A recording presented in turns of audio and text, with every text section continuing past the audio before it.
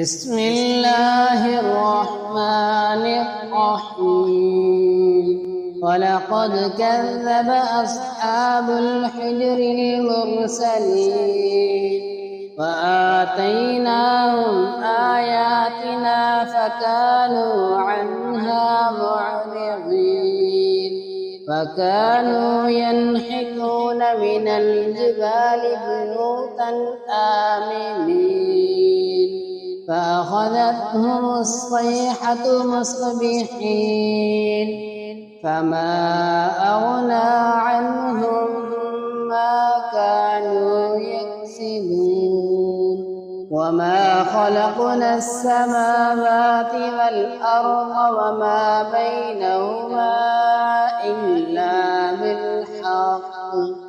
وإن الساعة لآتية فاصفح الصفح الجميل إن ربك هو الخلاق العليم ولقد آتيناك سبعا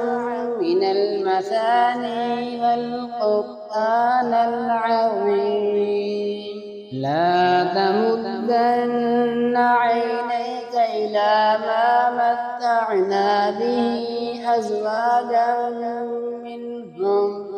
أزواجا منهم ولا تحزن عليهم واخفض جناحك للمؤمنين وقل إني أنا النذير المبين كما أنزلنا على المقتسمين الذين جعلوا القرآن عظيم فوربك لنسألنهم أجمعين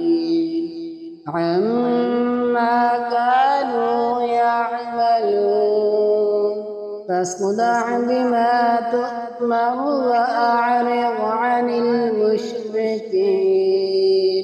إنا كفيناك المستهزئين الذين يجعلون مع الله إلها آخر فسوف يعلمون ولقد نعلم أنك يضيق صدرك بما يقولون فسبح بحمد ربك وكن